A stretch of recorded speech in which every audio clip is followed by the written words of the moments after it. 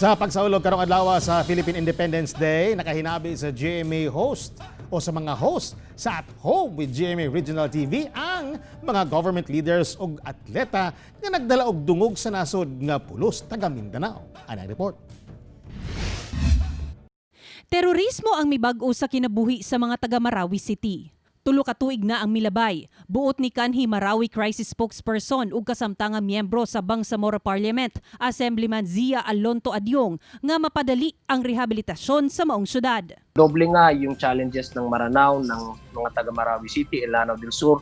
Not only are we facing the ongoing rehabilitation program or the rehabilitation process, the challenges of rebuilding the city, but we are also faced now with COVID-19 pandemic, and this will make the rehabilitation more prompt this time and should be done quickly as possible. Giawhag sab niya nga ipatigbabaw sa mga Pilipino ang bayanihan o ang pagtinabangay bisan pa man sa managlahing relihiyon. This is the time where we need to unite our people, we need to cooperate with the government, we need to instill in us the sense of community.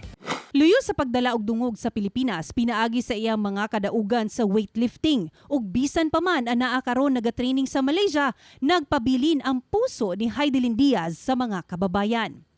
Usa ka fund drive ang gipasiugda aron makatabang sa paghatag og relief packs sa mga Pilipinong apektado ang panginabuhian sa COVID-19.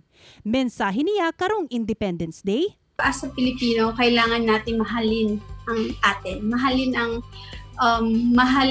kung ang pagiging Pilipino, tanggap kung ano tayo and be proud na Pilipino tayo. Samtang bisan sa iyang nakabot karon, gibalikan ni PNP Chief General Archie Gamboa ang iyang simpleng kinabuhi sa iyang kabataan sa Bukidnon Province. Gikan sa ospital nga mokabat mga 2 ka kilometro, magbaktas lang mi paingon sa eskwelahan unya muli paingon sa balay namo. Isip usa ka leader sa pambansang pulisya, ginapakita niini sa iyang mga tao nga usa siya ka maayong ehemplo kanila.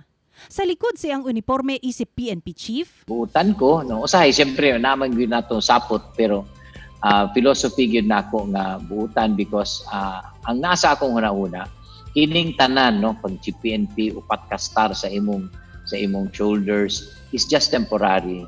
After ani mobalik ka sa imong yano nga kinabuhi.